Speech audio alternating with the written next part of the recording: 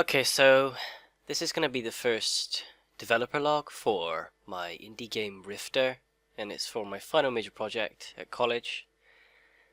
And I'm currently studying interactive media, and for my final major project I'm going to make a 3D game. And that's my chosen kind of area because I've got the most experience in it, I guess. So on the screen you can see this is an airship which will be put in game.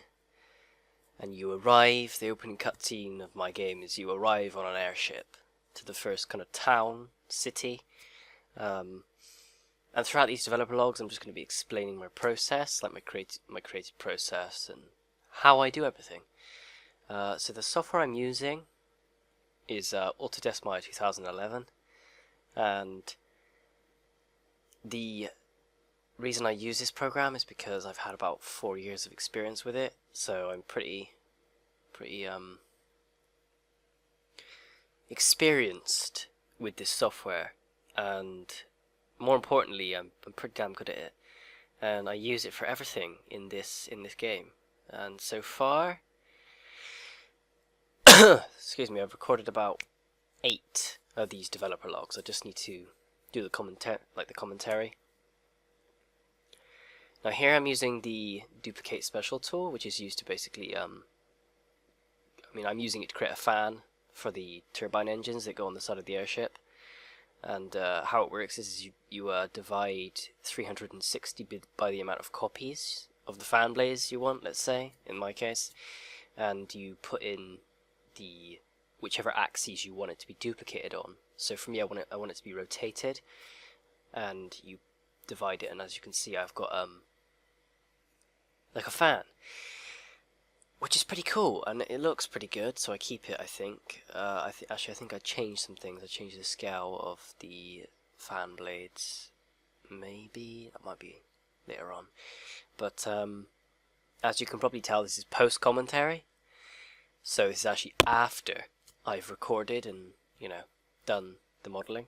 The reason I do this is because I can tell you what I'm doing better, and also I can't model very fast if I'm occupied with something else. I have to have all my attention on the modeling, because I work very fast that way. That's just my personal preference.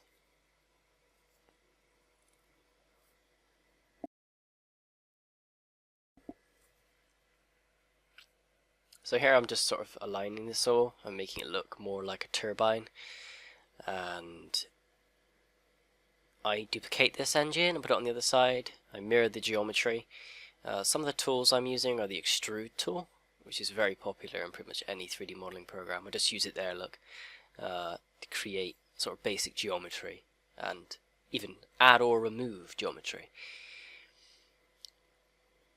I think the brute of most of what I do is just extrusions and altering the faces and the vertices to make what I want.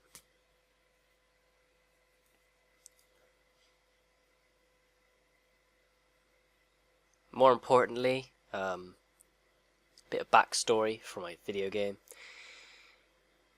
You are in a steampunk world, pretty much, and that's why everything is kind of like, well, steampunk. So that's my chosen kind of art direction for this game, for this project. And where I decide to go with it is probably, I'm going to put it on Kickstarter, which is a crowdfunding website, or platform, which basically allows you to get crowdfunding from the public. If people like it, they'll donate towards your cause, and I could raise some money, let's say, to make to purchase Unity Pro, which is the game engine I'm going to be using in these developer logs. I don't start using Unity until I haven't even started using it yet, really, to do any developer logs, because there's no real serious development in that way. All I do is import things, and there's no real need for me to share that. I model so much. I have so much to model, because the opening, or the game, takes place in a steampunk city, so you can imagine it's pretty, or steampunk inspired. It's not entirely steampunk. A lot of the aspects of it are steampunk. The buildings are sort of Victorian. A good example of a video game that I've taken a huge amount of inspiration from is the game Dishonored. And Dishonored is, for me, a big inspiration because the art style is kind of what I like, what I want for this game, and it's not too hard to follow. I just want to take little kind of snippets from it and, you know, change things for my liking and maybe improve things or add things, because I don't want it to be exactly the same. I just want to follow the kind of the basic style of it, which is very sort of Victorian. And yeah, so back to the modelling. I'm just going to combine all this using mesh and combine, and I'm going to put this on the other side.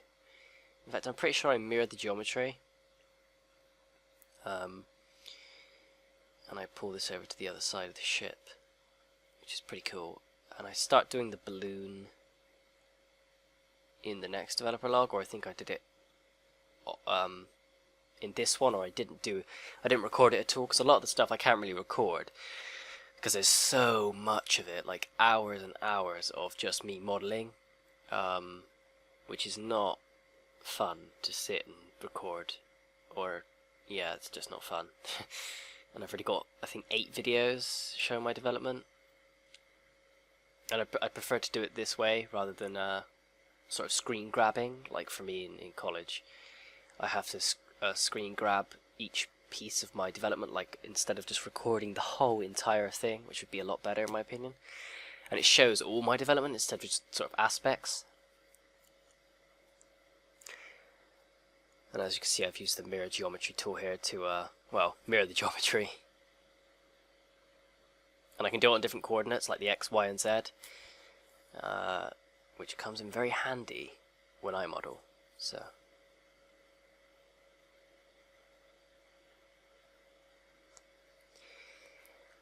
I think one of the big things for me in this game I'm going to have a struggle with is maintaining a certain art style.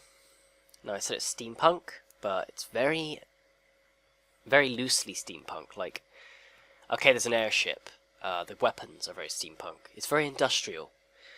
But not the whole thing. Like, the buildings. You can't really do steampunk buildings. I mean, you can, but doing it too steampunk makes it look a bit strange. Like, the combinations of textures I find in games are what either makes your game or breaks your game. And you'll see later on in the 3rd or 4th developer log, I have some issues with the textures and they just don't look right. And I kind of get frustrated with myself because I model some decent stuff and then I actually texture and it looks awful. I'm not really a texture artist.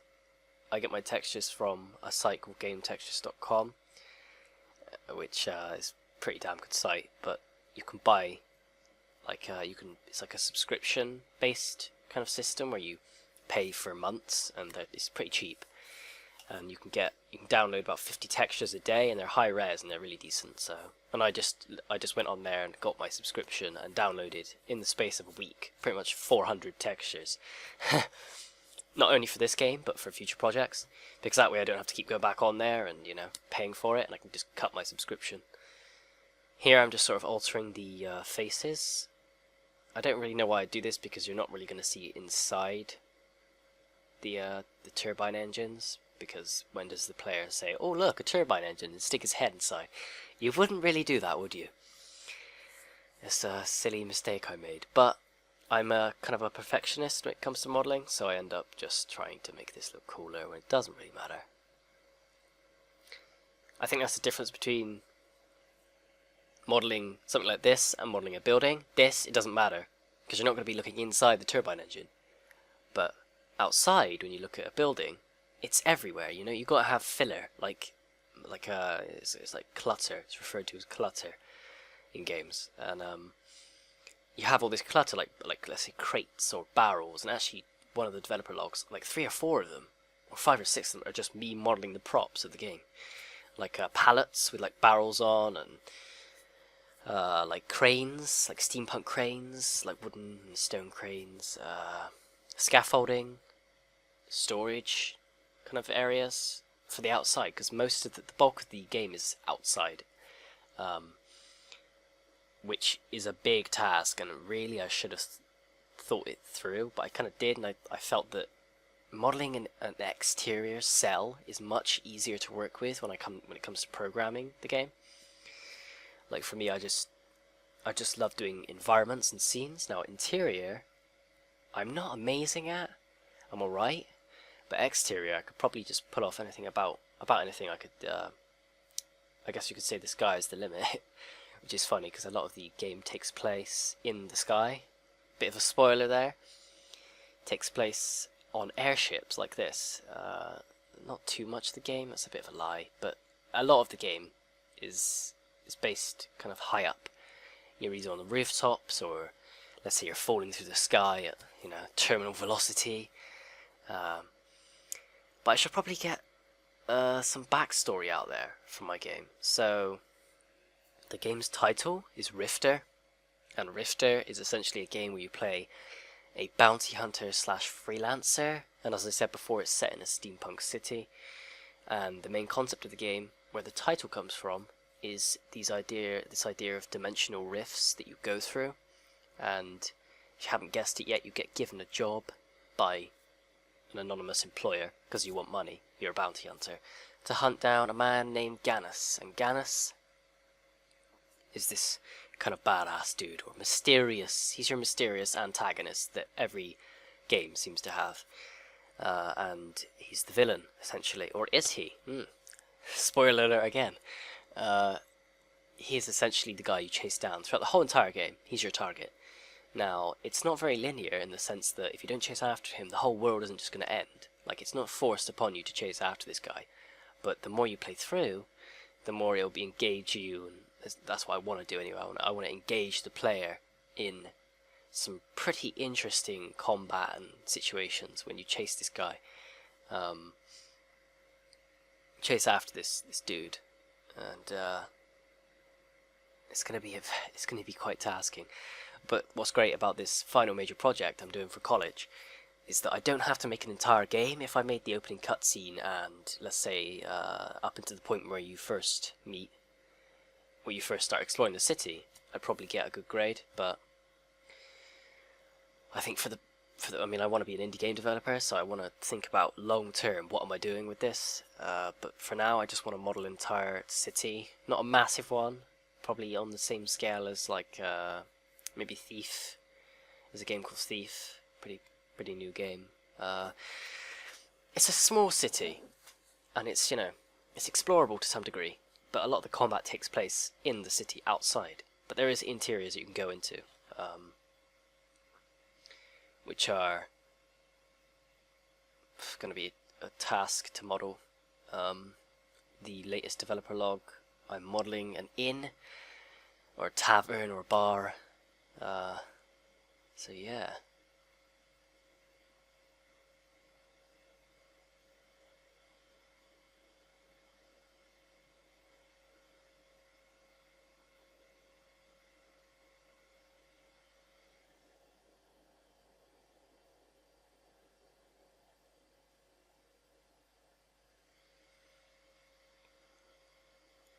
So here I'm just working on the kind of Zeppelin part of the airship, the balloon.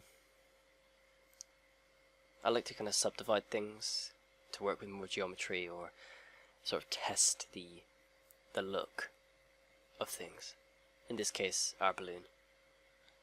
Because I want a rugged look, but I also want something that looks, you know, it's got contours.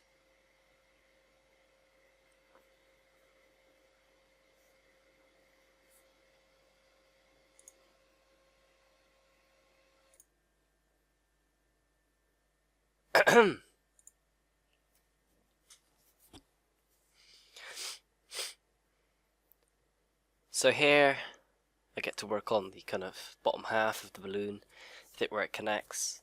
Nothing too fancy, just to get sort of, you know, some basic geometry in there and make it look kind of believable. I think that's half the kind of battle. The modelling an environment is making it believable to the player's eyes. Especially when you import it all in, it just doesn't look how you imagined it. It's kind of a killjoy, to be honest, which I do get a lot. So instead of building one building at a time and importing just one building, I'm going to build all of the buildings, all of the props, everything I could ever need, then import it all in, and it'll just fit together, hopefully. And also, another thing I struggle with is levels, as in, you have like let's say you have a city, and you've got like dips and curves, and it's not just all flat.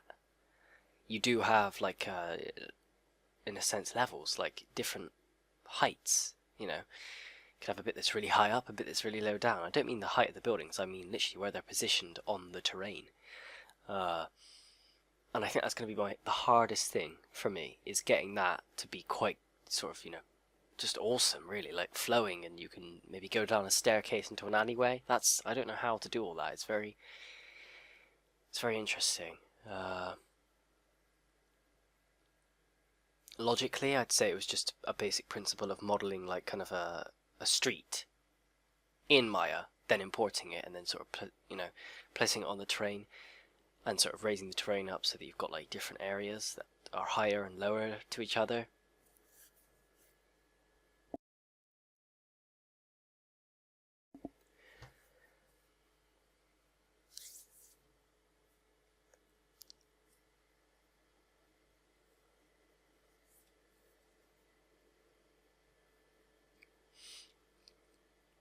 I think it's a simple matter of trying to get the scaling right as well in a game. You have so many games that get the scale wrong, I feel, and so many games that get the scale right, like the player's height.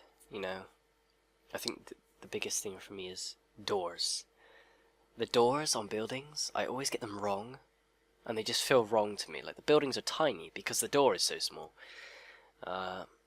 So what I've done in the newer buildings, I've just scaled these buildings up. Like, there's medium buildings, massive buildings, smaller buildings, taller buildings, but the doors stay the same size.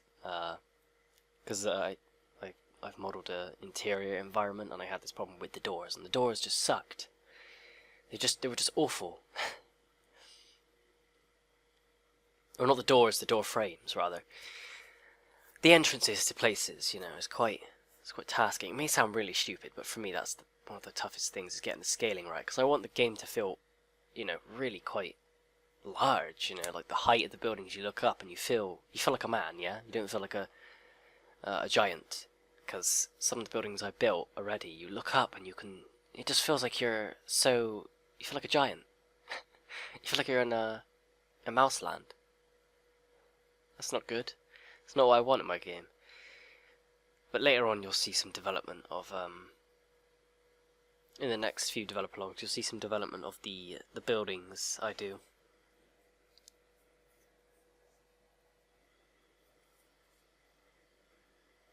And not only buildings, I'll be doing development for programming, texturing, which I've already done one for, coming up with the plot, in a sense. I guess that was partially part of one of the developer logs. I looked at doing some propaganda posters and advertisement posters for the city itself.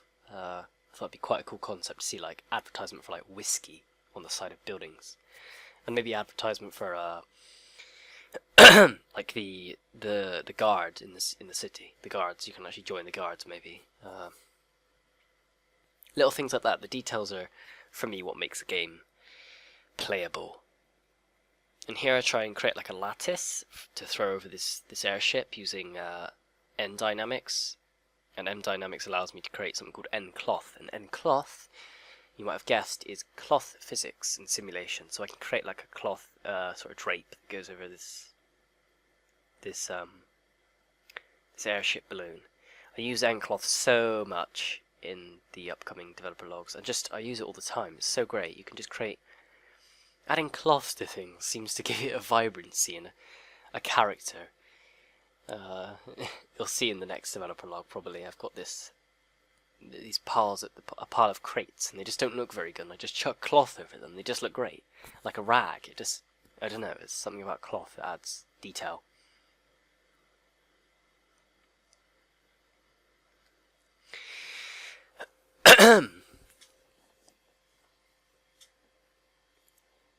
In the end, I don't even bother with this lattice. That's the funny thing. I just delete it. There's just no point. I do simulate the physics of it, but if you look now, It looks alright, but I don't know. I just didn't like it in the end, so I just stuck with the one big kind of leather thing that goes over the top of it.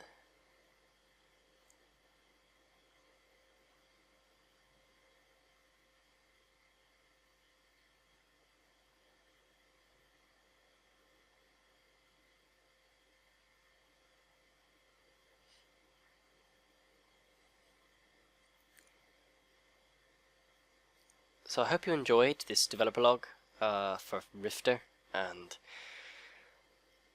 in the next one I think we'll be exploring buildings actually, or even props, probably props. I'm going to cut out the developer logs that I don't really like, because they're not very fun to watch, and also it's just not necessary to show my development in that actual given area. So I will see you in the next developer log. I hope you enjoyed, and I'll see you in the next Rifter developer log, whatever I'm doing. It's probably going to be some form of propaganda posters for the city, and I also get to work on some props for the environments.